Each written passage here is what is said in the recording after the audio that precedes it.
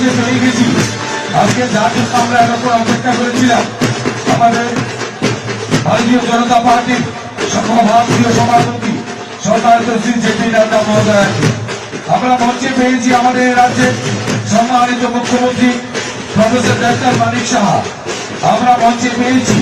North east জুড়ে আমাদের রাজনৈতিক কোঅর্ডিনেটর সম্মানিত শ্রী সম্বিত পাত্রা মহোদয়কে আমরা সকলকে অনুরোধ করব মঞ্চে আসন গ্রহণ করার জন্য।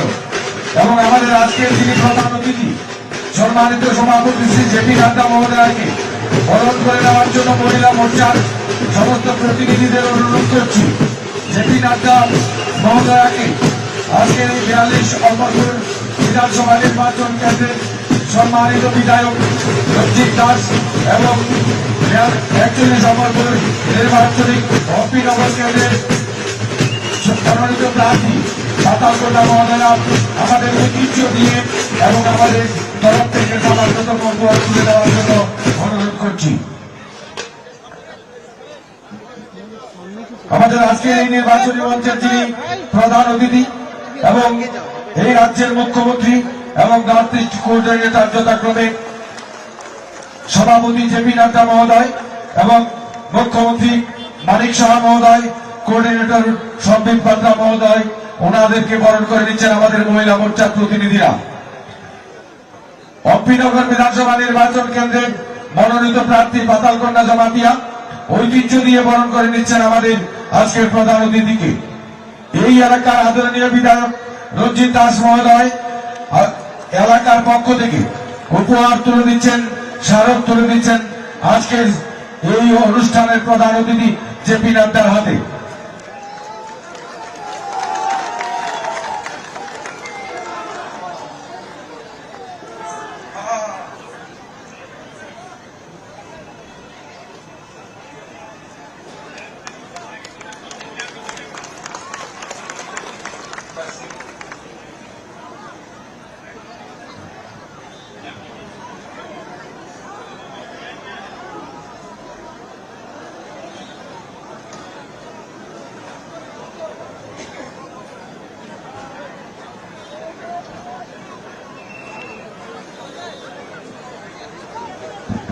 मैं अभिषेक जी हमारे जिले के अध्यक्ष है और प्रत्याशियों से निवेदन करूंगा कि आदरणीय अध्यक्ष जी का स्वागत करें और अपने 2 शब्द रखें।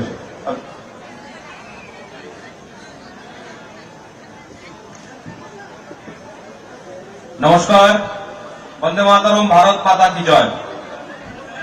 आज की এই নির্বাচনী জনসভায় প্রথমে স্বাগত জানাচ্ছি সর্বভারতীয় বিজেপির সভাপতি মাননীয় জগৎ প্রকাশ নাড্ডা জিকে, স্বাগত জানাচ্ছি ত্রিপুরা রাজ্যের মাননীয় মুখ্যমন্ত্রী প্রফেসর ডক্টর মানিক সাহাজিকে, স্বাগত জানাচ্ছি নর্থ ইস্টের কোঅর্ডিনেটর সম্বিত পাত্রা জিকে, স্বাগত জানাচ্ছি আমাদের ইলেকশন প্রভারী মাননীয় মহেন্দ্র সিং জিকে এবং মঞ্চে উপস্থিত 3 জন প্রত্যাশী ওমপি কেন্দ্র থেকে আমাদের পাতালকন্যা দিদি উপস্থিত আছেন, অমরপুর কেন্দ্রের ক্যান্ডিডেট প্রত্যাশী আমাদের রঞ্জিত দাস মহোদয় উপস্থিত আছেন, করবুক কেন্দ্রের প্রত্যাশী মাননীয় অসীম ত্রিপুরা মহোদয় উপস্থিত আছেন, বরিষ্ঠ বিজেপি নেতৃত্ব মাতাবাড়ি কেন্দ্রের মাননীয় বিপ্লব কুমার ঘোষ মহোদয় উপস্থিত, গোমতী জেলার প্রভারী প্রদেশ কমিটির সেক্রেটারি মাননীয় রতন ঘোষ মহোদয়, তৎসঙ্গে যারা বিভিন্ন মন্ডল থেকে এসেছেন, মন্ডল সভাপতি, এমডিসি, সমস্ত জনপ্রতিনিধি যারা এসেছেন, পৃষ্ঠা প্রমুখ থেকে বুথ সভাপতি, সমস্ত স্তরের কার্যকর্তাদের অন্তরের অন্তঃস্থল থেকে প্রণাম এবং কৃতজ্ঞতা জ্ঞাপন করছি। আজকের মাতা মন্ডল চণ্ডীর পীঠস্থানে যে জনসভা হয়েছে, ঐতিহাসিক জনসভা, হাজার হাজার লোক জনসমর্থনের জন্য এসেছেন।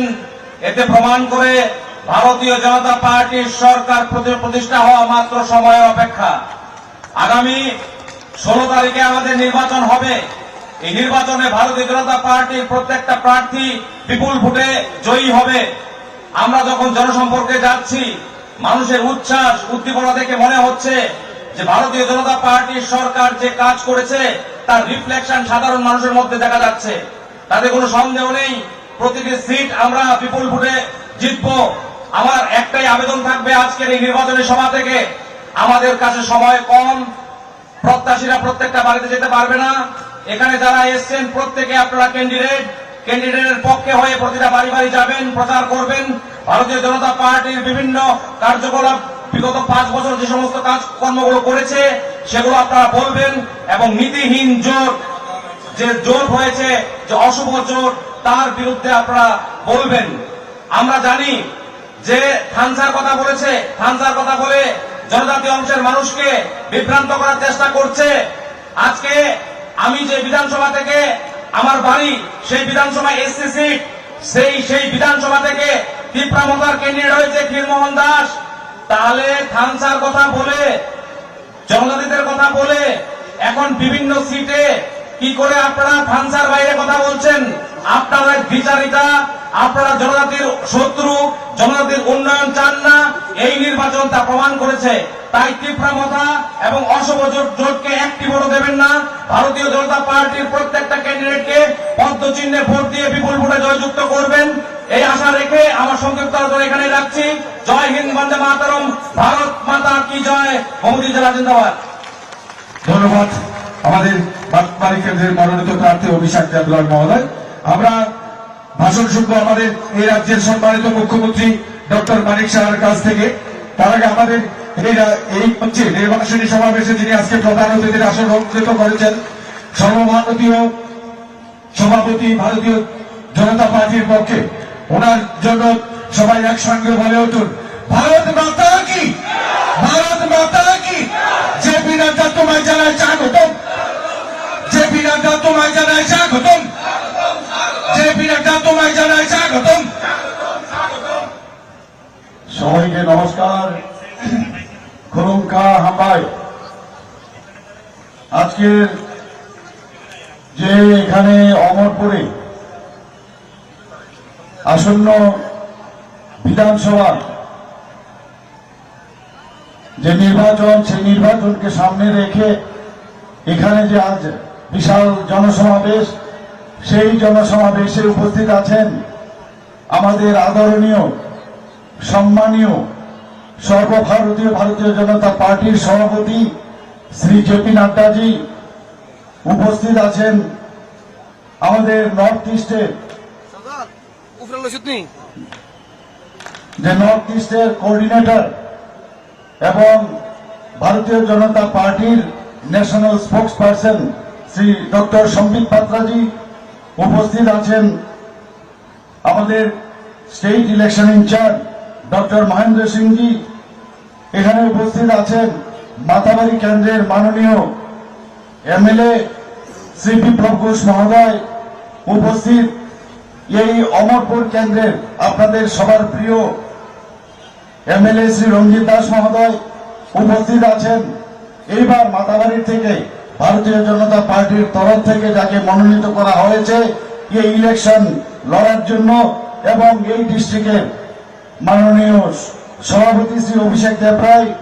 উপস্থিত করবুক থেকে মনোনীত প্রার্থী ভারতীয় জনতা পার্টির শ্রী অসীম ত্রিপুরা, এবং অম্বিনগর থেকে আমাদের সবার লড়াকু নেত্রী, আমাদের ক্যান্ডিডেট যাকে করা হয়েছে ভারতীয় জনতা পার্টির তরফ থেকে শ্রী প্রতাল কন্যা জমাতিয়াজি, প্রাক্তন মন্ত্রী এবং প্রেসিডেন্ট ত্রিপুরা প্রদেশ কিষাণ মোর্চার শ্রী জহর শাহ মহোদয়, এবং এখানে উপস্থিত আছেন আমাদের সেক্রেটারি ত্রিপুরা প্রদেশ বিজেপি শ্রী রতন ঘোষ মহোদয় এবং অন্যান্য যারা নেতৃবৃন্দরা আছেন, এবং তাছাড়া আমার সামনে মিডিয়া বন্ধুরা আছেন, তাছাড়া সমস্ত মা ও বোনেরা আছেন, সমস্ত যারা এখানে উপস্থিত আছেন, বিভিন্ন প্রান্ত থেকে এখানে আসা সমস্ত সুধী নাগরিক বৃন্দকে আমি হার্দিক অভিনন্দন ও শুভেচ্ছা জানাচ্ছি।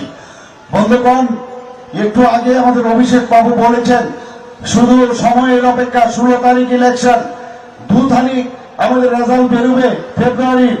আপনারা দেখবেন মার্চের 2 তারিখ আমাদের রেজাল্ট বেরোবে, খালি অপেক্ষা, খালি চারিদিকে একটা সুনামি। ভারতীয় জনতা পার্টির পক্ষে মানুষ আমাদের সাই দেবে, এটা নিশ্চিত। আমি প্রতি ঘরে ঘরে যাই, ভোট ভিক্ষার জন্য আমি যাচ্ছি। যেখানে আমি যাই মানুষের চেহারা দেখতে বুঝে যায় সমস্ত আমাদের যশস্বী প্রধানমন্ত্রী নরেন্দ্র মোদীজির উপর মানুষের কতটুকু আস্থা। আপনারা দেখেছেন আমাদের সাথে আমাদের সর্বভারতীয় সভাপতি জেপি নাড্ডা যেখানে উপস্থিত আছেন। করোনার সময় উনার যে প্রধানমন্ত্রী নরেন্দ্র মোদীজির মার্গদর্শনে উনি যেভাবে আমাদের সুচারুভাবে আমাদের পরিচালিত করেছে, যখন কোন পলিটিক্যাল পার্টি এই কোভিড মোকাবেলার জন্য রাস্তায় ঘরের বাইরে কাউকে দেখা যায়নি, উনার মার্গদর্শনে আমরা সবাই আপনাদের ঘরে ঘরে পৌঁছে গেছি এবং আমরা এই করোনা মহামারীর থেকে আমরা নিস্তার পেয়েছি। আমরা দেখেছি প্রধানমন্ত্রী নরেন্দ্র মোদীজি বলেছিলেন যে আমাদের এই দেশের মধ্যে আমরা ভ্যাকসিন আমরা তৈরি করব এবং দুটো ভ্যাকসিন তৈরি করেছে। এখানে আমরা যারা উপস্থিত আছে আজকে উনার এই বিনা পয়সা যে ভ্যাকসিন আমাদের দিয়েছে তার জন্য আজকে আমরা সবাই বেঁচে আছি। আমি এর জন্য মাননীয় প্রধানমন্ত্রী নরেন্দ্র মোদীজিকে আমি ধন্যবাদ দেব এবং যেভাবে আমাদের কার্যকর্তারা মানুষের কাছে পৌঁছে গেছেন, যে দিশা আমাদের সর্বভারতীয় সভাপতি নাড্ডাজি আমাদের দেখিয়েছেন, আমরা এই পার্টির সমস্ত কার্যকর্তারা মানুষের পাশে পাশে দুর্দিনের সময় উপস্থিত ছিল। আমরা দেখেছি আমাদের পার্টি সব সময় সেবাই সংগঠনের পার্টি, মানুষের সাথে আমরা থাকতে চাই। আপনারা দেখেছেন এর মধ্যে যে কেন্দ্রের যেসব বেনিফিশিয়ারি স্কিম, আমাদের ত্রিপুরা সরকারের যেসব বেনিফিশিয়ারি স্কিম, সবগুলো নিয়ে আমরা সমস্ত মানুষের কাছে প্রতি ঘরে সুশাসন সেই অভিযান আমরা 3 মাসের জন্য চালিয়েছিলাম। তারপর সেটাকে আরো আমরা 25শে ডিসেম্বর অব্দি আমরা করেছিলাম। এক প্রতি ঘরে সুশাসন আমরা মাননীয় প্রধানমন্ত্রী নরেন্দ্র মোদীজির জন্মদিনে শুরু করেছিলাম এবং সেটা আরেক প্রধানমন্ত্রী উনার জন্মদিনে আমাদের অটল বিহারী বাজপেয়ীজি 25শে ডিসেম্বর ওই দিনে আমরা সমাপন করি। আমাদের ভগবান প্রদত্ত আমাদের এই পার্টি এতদিন ধরে আমরা সিপিএম কে দেখেছি যারা নাস্তিকে বিশ্বাস করে, আমাদের পার্টি আসার পর ভারতীয় জনতা পার্টি ত্রিপুরাতে এখন আস্তিক যে পরিবেশ সেটা এখানে সৃষ্টি করেছে। আপনারা দেখেছেন আমাদের এই সরকার চায় মানুষকে নিয়ে চলার, এর জন্য একটা পোর্টাল আমরা বের করেছিলাম। সেই পোর্টালের নাম হচ্ছে আমার সরকার। অর্থাৎ এই পোর্টালে দিয়ে কি হবে, আপনার কোথাও কোনো সমস্যা হচ্ছে প্রান্তিক এরিয়াতে গ্রামে গঞ্জে যেখানে সমস্যা হবে সেখানে ফটো তুলে আপনি যদি আপলোড করেন নির্দিষ্ট সময়ে সেটার প্রতিকার করা হবে। 4টা ভাগ আমরা করেছি। যদি গ্রাম স্তরে সেটা না হয় সেটা সাব ডিভিশনাল লেভেলে হবে, সাব ডিভিশনাল লেভেলে যদি না হয় ডিস্ট্রিক্ট লেভেলে হবে, ডিস্ট্রিক্ট লেভেলে না হলে সেটা মুখ্যমন্ত্রী এবং চিফ সেক্রেটারি লেভেলে হবে। অর্থাৎ আমরা চাই মানুষকে নিয়ে আমরা সবসময় চলি। আমরা আজকে অত্যন্ত আমরা গর্বিত যে আমাদের যে গার্জিয়ান ছাড়া কোনোদিন কিছু হয় না এবং আমাদের একজন গার্জিয়ান, আমাদের যশস্বী প্রধানমন্ত্রী আমাদের গার্জিয়ান, আমাদের অমিত শাহজি আমাদের গার্জিয়ান, আমাদের জেপি নাড্ডাজি আমাদের গার্জিয়ান। এই রকমের গার্জিয়ানের আমরা ভরা প্রচুর গার্জিয়ান ভারতীয় জনতা পার্টি, তাদের মার্গদর্শনে আমাদের এই পার্টি চলে। আপনারা দেখেছেন এর মধ্যে কমিউনিস্ট পার্টি এবং কংগ্রেস একটা অশুভ জোট করেছে, একটা আনহলি একটা জোট করেছে। আমি এই কংগ্রেসীদের আমি বলবো, আপনারা আপনাদের বাড়িতে যাদের বাড়িতে আপনারা যাবেন কি নিয়ে যাবেন, যারা আপনাদের খুন করেছে, যাদের কংগ্রেসের বিরোধী দলের লোকদের খুন করেছে, ধর্ষণ করেছে, অগ্নিসংযোগ করেছে, ওদের কাছে গিয়ে আপনারা কি বলবেন? তাই আমি নিশ্চিত যে কংগ্রেসের যে ভোট কংগ্রেসীদের দেবে না। আমি এখন দেখছি কংগ্রেসের যারা এবার 13টা জায়গায় ওরা দাঁড় করিয়েছে এক একজন ক্যান্ডিডেট এবং কমিউনিস্ট পার্টির যে পার্টি আছে সেখানে গিয়ে বসে থাকে, কারণ ওদের লোকবল নেই। এর জন্য আমি বলবো যে বন্ধুগণ, এরা কংগ্রেসের সিম্বল নিয়েছে কিন্তু আসলে ওরা সিপিএম এর সিম্বল নিয়ে ওরা লড়ছে। আমি এখানে সবার কাছে বলছি, আপনারা যে সিপিএম কে ভোট দেবেন, 35 বছর যারা আমাদের উপর অত্যাচার করেছে তাদের সাথে হাত মিলিয়েছে। এতদিন ধরে আমরা দেখেছি যে ত্রিপুরাতে ওদের দোস্তি আর এখানে কুস্তি, আর দিল্লিতে গিয়ে ওদের কুস্তি ছিল, সেই জায়গায় আজকে এখানে কিন্তু চলে এসছে এদের কুস্তির সেই যে দোস্তির যে বিষয় সেটা কিন্তু এখন সার্ফেসে চলে এসছে। বন্ধুগণ, এখানে যারা উপস্থিত আছেন আমি বেশি কথা বলবো না, যার জন্য আপনারা এখানে এসেছেন আমাদের সর্বভারতীয় সভাপতি জেপি নাড্ডাজিকে শুনবেন। কিন্তু আগামী দিন এক ত্রিপুরা শ্রেষ্ঠ ত্রিপুরা বানানোর জন্য আমরা যে চিন্তা ভাবনা করেছি সেটা একমাত্র তবেই সম্ভব যখন আপনাদের আঙ্গুল এই আপনার 16 তারিখ যখন আমাদের ভারতীয় জনতা পার্টির পক্ষে ভোট দেবেন তবেই সেটা সম্ভব হবে। এবং 2 তারিখ আমাদের নিশ্চিত যে আমরা আবার 2 তারিখ মার্চে আমরা আবার আসছি এবং ভারতীয় জনতা পার্টি সরকার এখানে পুনঃপ্রতিষ্ঠিত হবে। সবাইকে অসংখ্য ধন্যবাদ, নমস্কার, বন্দে মাতরম, ভারত মাতা কি জয়। সবাই মিলে একসাথে মানিক শাহ জিন্দাবাদ, মানিক শাহ জিন্দাবাদ, ভারত মাতা কি, ভারত মাতা কি, বিজেপি বিজেপি বিজেপি। আমরা এখন ডায়াজে আমরা আমন্ত্রণ জানাবো, যার জন্য আমরা অধীর আগ্রহ অপেক্ষা করছি। ভারতীয় জনতা পার্টি সর্বভারতীয় সভাপতি জেপি নাড্ডাজিকে আমরা এখন ডায়াজে আমন্ত্রণ জানাবো। আমরা সবাই মিলে একসাথে জেপি নাড্ডাজি স্বাগতম, জেপি নাড্ডাজি স্বাগতম, জেপি নাড্ডাজি স্বাগতম, ত্রিপুরা সুন্দরী পূর্ণভূমি দেবযানীবাজি স্বাগতম। বলো ভারত মাতা কি, বলো ভারত মাতা কি, ভারত মাতা কি, BJP BJP BJP, JP Nadda. बोलिए भारत माता की, भारत माता की, भारत माता की। आज के इस जनसभा में मंच पर उपस्थित हमारे त्रिपुरा प्रदेश के मुख्यमंत्री सम्माननीय श्री मानिक शाह जी, हमारे यहां के कारबुक के प्रत्याशी श्री असीम त्रिपुरा जी, आगे आ जाए सर। हमारे प्रत्याशी सुश्री पाताल कन्या जमातिया जी, बहन आगे आ जाए।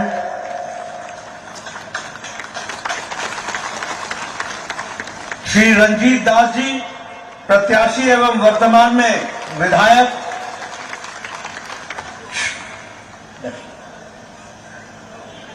श्री अभिषेक देवराय जी जो प्रत्याशी हैं,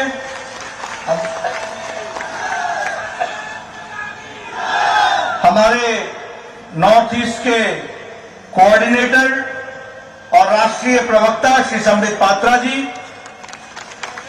हमारे प्रभारी महेंद्र सिंह जी जो उत्तर प्रदेश में पूर्व में मंत्री रहे हैं, हमारे विप्लव घोष जी निवर्तमान विधायक माताबारी, हमारे श्री जवाहर शाह जी प्रदेश अध्यक्ष किसान मोर्चा और वरिष्ठ नेता, और यहां इतनी बड़ी संख्या में एकत्र आए हमारे अमरपुर और अन्य क्षेत्रों के, गोमती जिला के सभी देवियों और सज्जनों और मीडिया के मेरे साथी, प्रिंट मीडिया और इलेक्ट्रॉनिक मीडिया के मेरे साथी, मेरा आज ये सौभाग्य है कि भारतीय जनता पार्टी की ओर से इस विजय संकल्प रैली के माध्यम से हमारे चुनाव प्रचार का प्रारंभ करने का सौभाग्य मुझे मिला है। और आप सब लोगों ने जो इतनी बड़ी संख्या में आए हैं वह स्पष्ट संदेश देते हैं कि त्रिपुरा की जनता ने तय कर लिया है, एक बार फिर भाजपा भाजपा भाजपा। मित्रों, मैं जब यहां पर आया हूं तो मंगल चंडी मंदिर को प्रणाम करता हूं। यह पुरातन मंदिर जो 15वीं शताब्दी में हमारे राजा अमर माणक्य देव वर्मन जी ने बनाया था, ऐसे पूज्य मंदिर को, मंगल चंडी मंदिर को मैं प्रणाम करता हूं और उनसे आशीर्वाद लेकर के अपनी बात को प्रारंभ करता हूं। मैं जब त्रिपुरा में आया हूं तो आज ये मेरी जिम्मेवारी बनती है कि मैं नमन करता हुआ त्रिपुरा सुंदरी मंदिर और माता को, त्रिपुरा सुंदरी माता को जो 51 हमारी शक्तिपीठ में से एक है, ऐसी पवित्र माता को नमन करते हुए अपनी बात को प्रारंभ करता हूं। मुझे खुशी है कि अभी अभी पद्म श्री का अवार्ड हमारे श्री नरेंद्र चंद्र देववर्मा जी को दिया गया और श्री विक्रम बहादुर जमातिया जी को दिया गया। त्रिपुरा की जनता की ओर से उनको मैं बधाई भी देता हूं, उनके परिवार के लोगों को बधाई देता हूं और उनके द्वारा सामाजिक दृष्टि से जो कार्य किया गया, जो त्रिपुरा के लिए कार्य किया गया, उसके लिए भी मैं बधाई देता हूं और भारत सरकार को, प्रधानमंत्री जी को धन्यवाद देता हूं, जिन्होंने इन विभूतियों को पद्म श्री से नवाजा और इनको जो स्थान प्रदान किया है उसके लिए भी मैं बधाई देता हूं। आज मुझे खुशी है कि जब हम 5 साल सरकार में रहने के पश्चात आपके बीच में आते हैं तो हम गौरव से कह सकते हैं, जिस बात को प्रधानमंत्री जी ने 5 साल पहले कहा था कि अगर भारत के दूसरे हिस्से विकास कर सकते हैं तो त्रिपुरा क्यों विकास नहीं कर सकता है। प्रधानमंत्री जी ने कहा था कि अगर विकास की एक लंबी छलांग देश लगा सकता है तो उसमें त्रिपुरा पीछे कैसे रह सकता है। त्रिपुरा को भी आगे आना पड़ेगा और त्रिपुरा ने 5 साल में अपने आप में साबित किया है। विप्लव देव ने और मानिक शाह जी ने यह साबित किया है कि आज ये त्रिपुरा पुराना त्रिपुरा नहीं है, ये नया आकांक्षाओं के साथ खड़ा त्रिपुरा है। मित्रों, ये डबल इंजन की सरकार ने आज त्रिपुरा की तकदीर और तस्वीर को बदल डाला है। आज बदला हुआ त्रिपुरा है। आज केंद्र की तरफ से अभी मानिक शाह जी कह रहे थे, मैं बंगाली में सुन रहा था, उन्होंने उनकी भाषा में वो कह रहे थे कि प्रधानमंत्री जी हमारे गार्जियन है।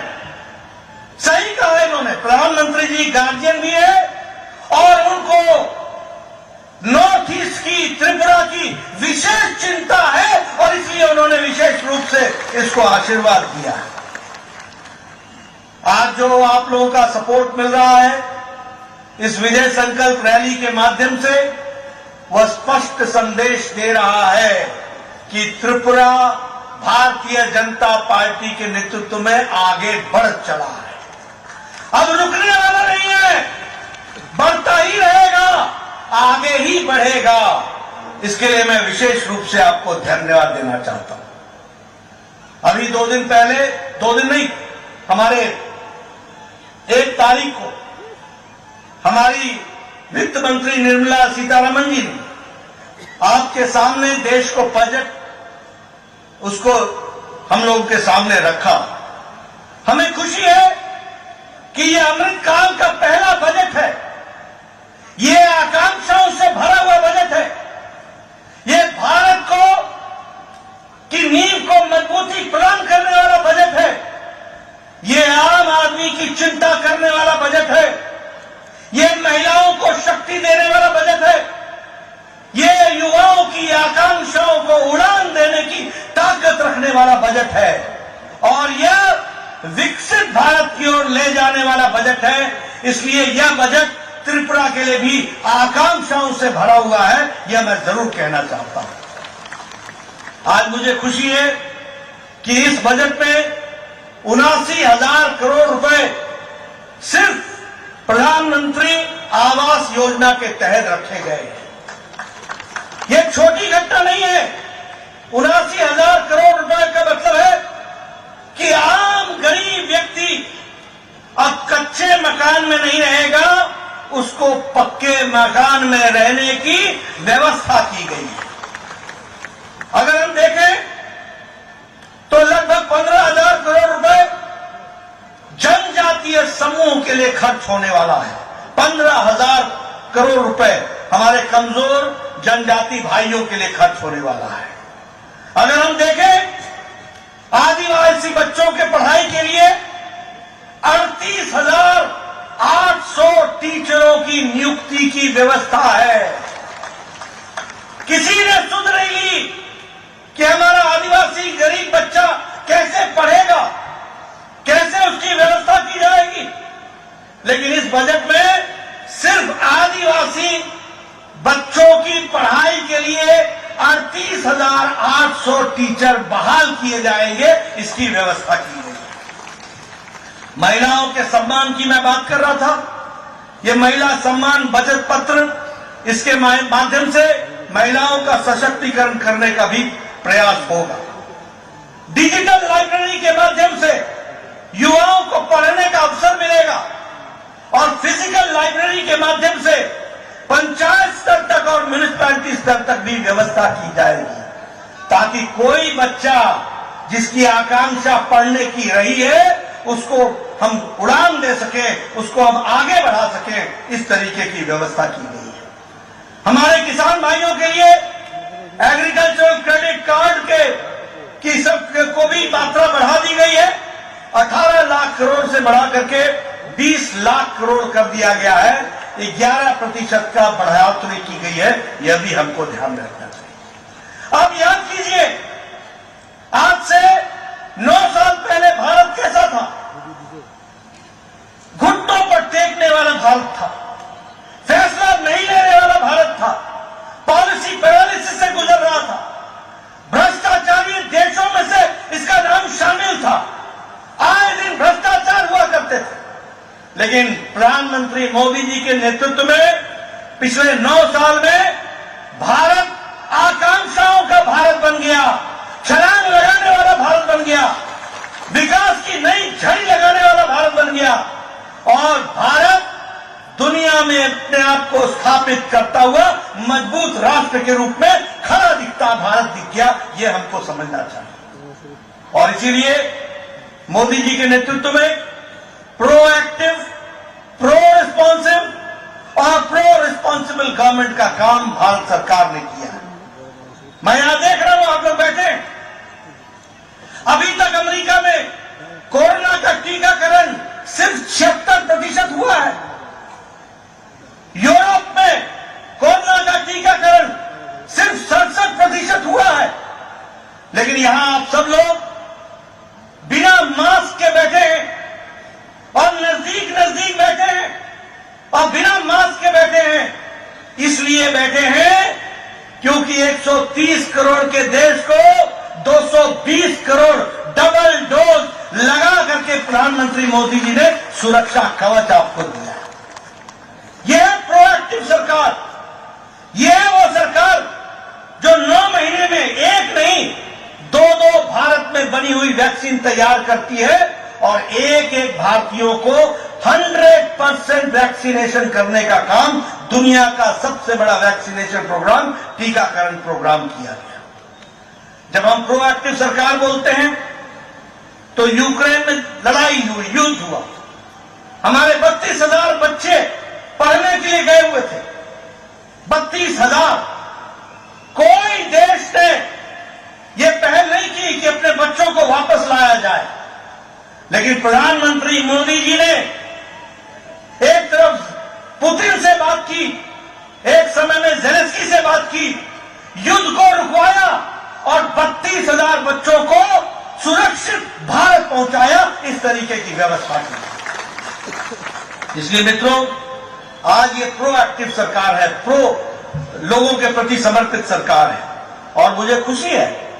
एक समय में प्रधानमंत्री स्वर्गीय राजीव गांधी कहते थे कि मैं 1 रुपया भेजता हूं और 85 पैसे पता नहीं किस हाथ में पंजे में फंस जाते थे, पता नहीं कहां चले जाते थे। आज प्रधानमंत्री मोदी जी ने 300 से ज्यादा स्कीमों का पैसा भारत के खजाने से सीधे आपके खाते में डालने का काम किया है। 300 से ज्यादा स्कीमों का। और आपको जानकर के आश्चर्य होगा कि 25 लाख करोड़ रुपए आपके खाते में ट्रांसफर हो चुका है। 25 लाख करोड़। यह बदलता भारत, ये बढ़ता भारत।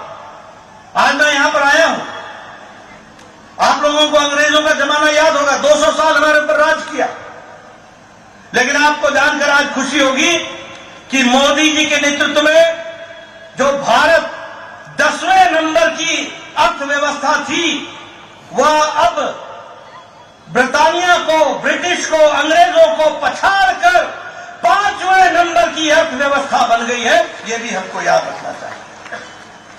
ऑटोमोबाइल की इंडस्ट्री में भारत तीसरे नंबर पर खड़ा है, जापान को पछाड़ करके भारत ऑटोमोबाइल में खड़ा है।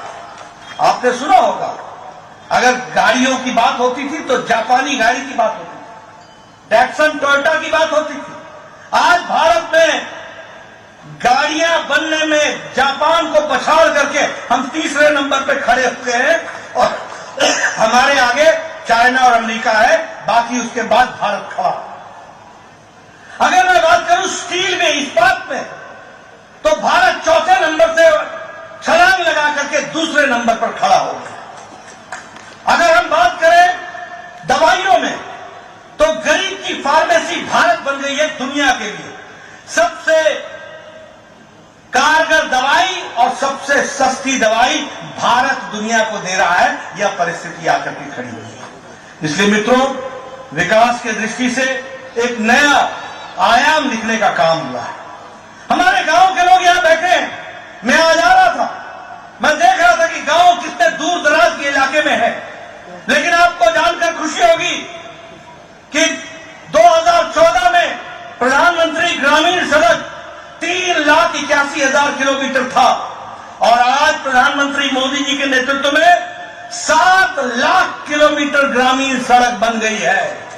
और आपके त्रिपुरा में पिछले 5 साल में 4,700 किलोमीटर की सड़क बनी है। ये बदलता भारत, ये बदलता देश, इसको भी हमको समझने की आवश्यकता है। मैं यहां यह भी बताना चाहूंगा कि हमारे ट्राइबल भाइयों के लिए विकास की नई योजनाएं बनाई गई। 36,000 गांव जो ट्राइबल से बहुतायत में है, उनके विकास के लिए प्रधानमंत्री आदि आदर्श ग्राम योजना का योजना बना गई। 400 एकलव्य विद्यालय बनाए हैं, 400 एकलव्य विद्यालय, ताकि हमारे जनजातीय क्षेत्र के बच्चों की पढ़ाई की व्यवस्था हो सके। उसी तरीके से 3,000 से ज्यादा वंदन केंद्र के माध्यम से नए लाइवलीहुड, उनके जीवन के यापन की व्यवस्था की जा रही है। और सबसे बड़ी बात, जनजातियों के लिए गौरव का विषय है कि आज भारत के प्रथम नागरिक के रूप में महिला राष्ट्रपति महामहिम द्रौपदी मुर्मू आज भारत की राष्ट्रपति के रूप में विराजमान है। 70 साल में कभी किसी ने आदिवासी की चिंता नहीं की। आज मुझे खुशी है कि लगभग 8 मंत्री केंद्र में जनजातीय हैं। मुझे खुशी है कि हमारे मुख्यमंत्री जनजातीय रहे हैं। मुझे खुशी है कि 5 हमारे एनडीए के उसमें विभिन्न पदों पर हमारे जनजातीय मंत्री। और अगर हम ट्राइबल कम्युनिटी की बात करें तो बजट को जनजातीय क्षेत्र में 4 गुना बढ़ा दिया गया है, 4 गुना बढ़ा दिया है। मुझे खुशी है कि आपके यहां का स्कॉलरशिप बच्चों के लिए डबल कर दिया गया है, दुगना कर दिया गया है। मित्रों, ये इसका फायदा आपके बच्चों को मिलने वाला है और आपके माध्यम से, उनके बच्चों के माध्यम से भविष्य उज्जवल होने वाला है। यानी प्रधानमंत्री मोदी जी ने आज की चिंता नहीं की है, आज के साथ साथ आने वाले भविष्य की भी चिंता की है। इस बात को भी हमको याद रखना है। मित्रों, आज बदलता भारत है, बदलता त्रिपुरा है। जब मैं ये कहता हूं तो आप बताइए, बहने मेरे को बताएंगे आपको गैस का कनेक्शन मिला है कि नहीं मिला है? मिला है कि नहीं मिला है? बहने बताइए, गैस का कनेक्शन मिला है कि नहीं मिला है? लगभग 11 करोड़ गैस का कनेक्शन दिया गया है। त्रिपुरा में 2,70,000 गैस का कनेक्शन दिया गया है और अमरपुर में 7,723 गैस का कनेक्शन दिया गया। अब मैं गांव से आता हूं, मैं पहाड़ी इलाके से आता हूं, मैं बताना चाहूंगा, आपको याद होगा कि नहीं होगा, लेकिन मुझे याद है, हमारी माताएं बहनें सुबह 5 बजे उठती थी, जंगलों में जाती थी, लकड़ी काट के लाती थी, फिर लकड़ी से चूल्हा जलाती थी, 200 सिगरेट के बराबर का धुआं अपने फेफड़ों में लेती थी, फूंक फूंक करके लकड़ी का चूल्हा जलाया जाता था। मैं सही बोल रहा हूं कि गलत बोल रहा हूं? सही बोल रहा हूं? होता था कि नहीं होता था? आजकल बहनें टक से लाइटर जलाती हैं, 5 मिनट में चाय, आधे घंटे में भोजन, पतिदेव को खुश कर देती है और परिवार को आगे बढ़ाती है। फर्क पड़ा है कि नहीं पड़ा है? उसी तरीके से प्रधानमंत्री आवास योजना में, मैं प्रधानमंत्री आवास योजना की चर्चा कर रहा था, मानिक साहब से जी से कर रहा था। मैं 1993 में 1993 में पहली बार विधायक बना था, तो मेरे को मेरा ब्लॉक डेवलपमेंट ऑफिसर आके बोलता था कि इंदिरा आवास योजना में 2 पंचायतों में 1 घर मिला है, 2 पंचायतों में 1 घर इंदिरा आवास योजना में, बताइए किसको देना है? और मैं तकलीफ में पड़ जाता था कि इतने लोगों को देने की आवश्यकता है, 1 घर को मैं कैसे दूंगा, किस गरीब को दूंगा, कैसे बांटूंगा? आज मुझे खुशी है कि हमारे प्रधानमंत्री नरेंद्र मोदी जी हैं, जिन्होंने कहा है कोई गरीब कच्चे मकान में नहीं सोएगा, पक्के मकान में व्यवस्था की जाएगी। और 3 करोड़ 60 लाख मकान बन चुके हैं और 79,79,000 करोड़ रुपए इस साल के बजट में डाला गया है।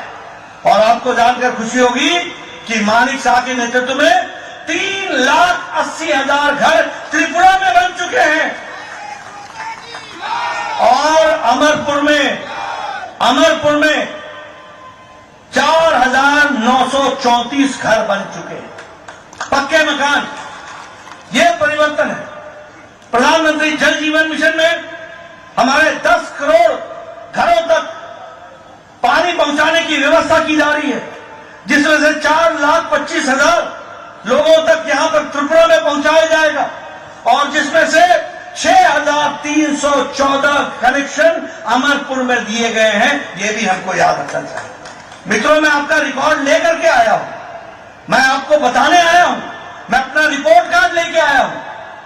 यहां अमरपुर विधानसभा में 6,314 हमारे जल जीवन मिशन में कनेक्शन दिए गए हैं। ये भी हमको याद रखना चाहिए। आयुष्मान भारत में 11 करोड़ परिवारों को 5 लाख रुपए का हेल्थ कवर दिया गया है और मानिक शाह जी ने त्रिपुरा में 13 लाख आयुष्मान कार्ड बांटे हैं, यानी 13 लाख लोग परिवार इसका लाभ उठा सकेंगे। यह परिस्थिति आकर के खड़ी हुई है। प्रधानमंत्री गरीब कल्याण अन्न योजना, बताइए राशन मिल रहा है कि नहीं मिल रहा है? राशन मिल रहा है कि नहीं मिल रहा है? राशन मिल रहा है कि नहीं मिल रहा है? 80 करोड़ की जनता को 5 किलो गेहूं या 5 किलो चावल, 1 किलो दाल, मोदी राइस, मोदी वीट, ये पहुंचाने का काम हुआ है कि नहीं हुआ है? आज भारत की अति गरीबी 1% से कम आ गई है। यह भारत खड़ा हुआ है। हमको इसको समझना पड़ेगा कि किस तरीके से विकास के काम चल रहे हैं। और अगर मैं बात करूं स्वच्छ भारत की, तो लगभग 4,50,000 इज्जत घर त्रिपुरा में बनाए गए हैं। 4,50,000। ये बदलता। और सबसे बड़ी बात 5 साल पहले यहां खून खराबा, यहां बम, यहां स्ट्राइक, यहां इंसर्जेंसी, बताइए थी कि नहीं थी? टेररिज्म था कि नहीं था? गोलियां चलती थी कि नहीं चलती थी? लॉ एंड ऑर्डर समाप्त था कि नहीं था? आपको जानकर खुशी होगी कि नेशनल लिबरेशन फ्रंट त्रिपुरा के साथ बाकायदा भारत सरकार के समझौते के माध्यम से एक एग्रीमेंट हुआ, जिसमें 88 इंसर्जेंट्स ने, उनके कार्डर ने सरेंडर किया और 44 वेपन्स वो भी सरेंडर किए गए और आज त्रिपुरा शांतिमय त्रिपुरा हो गया, विकास युक्त त्रिपुरा हो गया। ये भी हमको याद रखना चाहिए।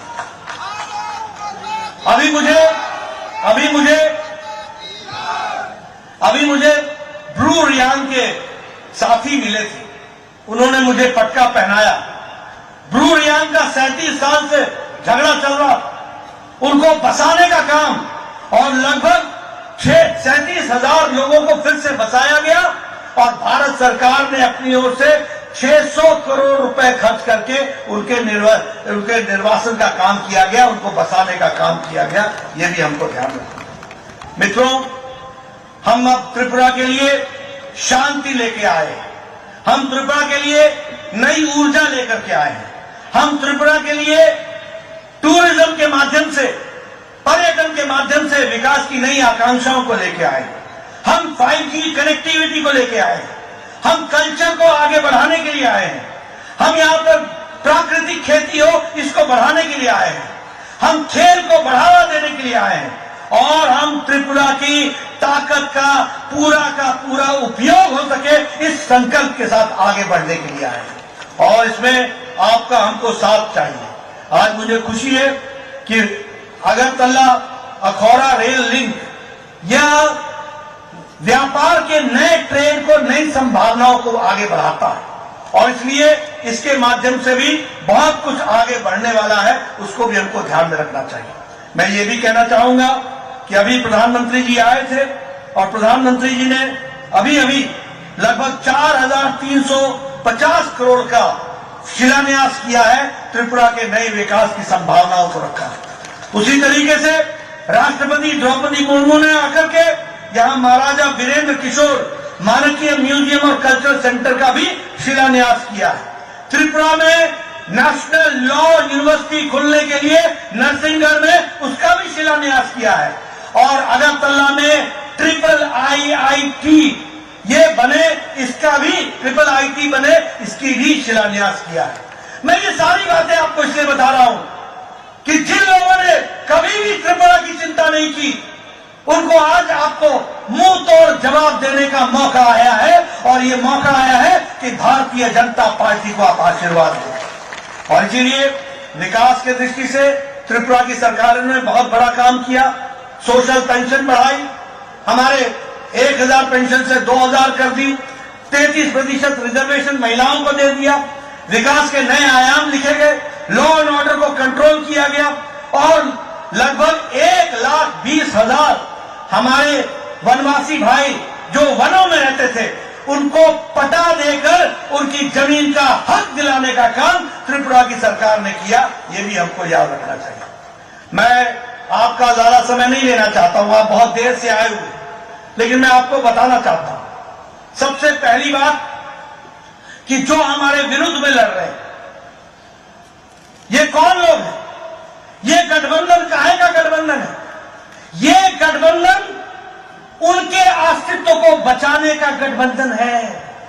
राइट और left all together, 2 in 1, 2 in 1, right और लेफ्ट ऑल इन 1, 2 in 1। ये किस लिए है? अपने अस्तित्व को बचाने के लिए। और हम किस लिए लड़ रहे हैं? हम लड़ रहे हैं त्रिपुरा को दुनिया में, देश में आगे बढ़ाने के लिए लड़ रहे हैं। इस बात को हमको समझना होगा। हमारी लड़ाई त्रिपुरा के युवाओं को, आकांक्षाओं को उड़ान देने की है। हमारी लड़ाई महिलाओं को सम्मान देने की है। हमारी लड़ाई विकसित त्रिपुरा को लाने की है। हमारी लड़ाई व्यापार को बढ़ाने की है। हमारी लड़ाई पर्यटन को बढ़ाने की है। हमारी लड़ाई देश का पर्यटन का लक्ष्य बने तो त्रिपुरा बने, और उसका गंतव्य बने तो त्रिपुरा बने, इस बात की लड़ाई है। और वो लड़ाई लड़ रहे हैं अपने अस्तित्व की। बताइए किसको आशीर्वाद मिलना चाहिए? आप बताइए, 5 साल पहले पॉलिटिकल मर्डर होते थे कि नहीं होते थे? होते थे कि नहीं होते थे? घरों में घुसकर ये लाल क्रांति करने वाले लोग घरों में घुसकर अपने राजनीतिक प्रतिद्वंदियों की जीवन लीला समाप्त करते थे कि नहीं करते थे? पुलिस मूक दर्शक रहती थी कि नहीं रहती थी? पुलिस कुछ नहीं करती थी।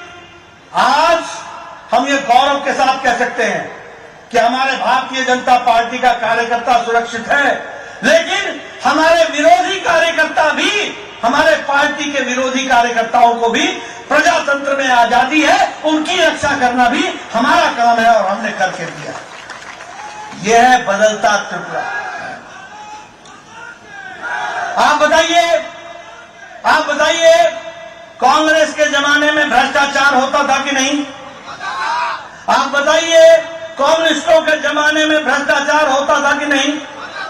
आप बताइए कांग्रेस के जमाने में अपने राजनीतिक प्रतिद्वंदियों के साथ मारपीट और उनकी जीवन लीला समाप्त करने का काम होता था कि नहीं? आप बताइए कांग्रेस पार्टी के लोग भारतीय जनता पार्टी और अपने विरोधियों के ऊपर अटैक करते थे कि नहीं करते थे? आप बताइए कांग्रेस पार्टी करप्शन करती थी कि नहीं करती थी?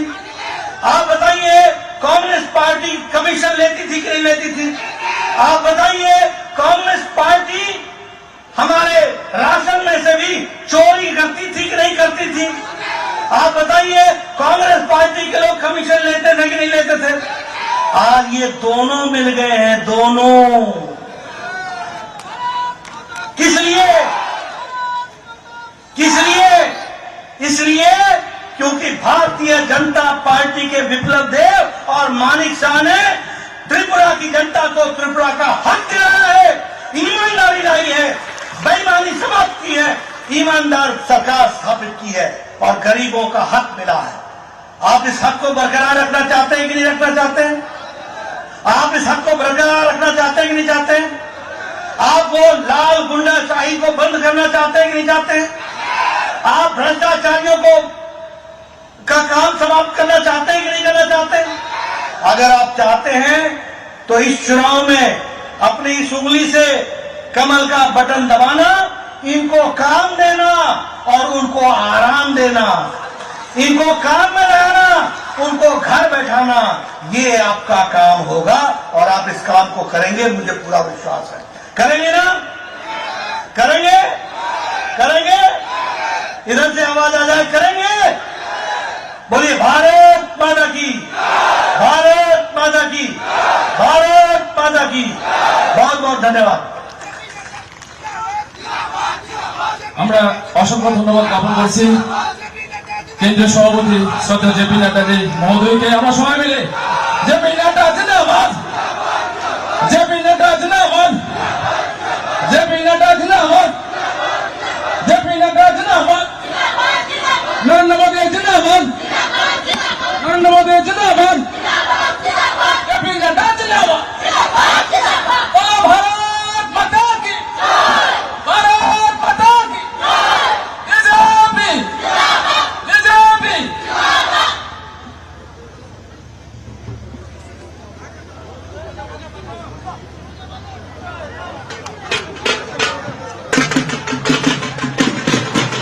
এখন আজকের অনুষ্ঠানের সভাপতি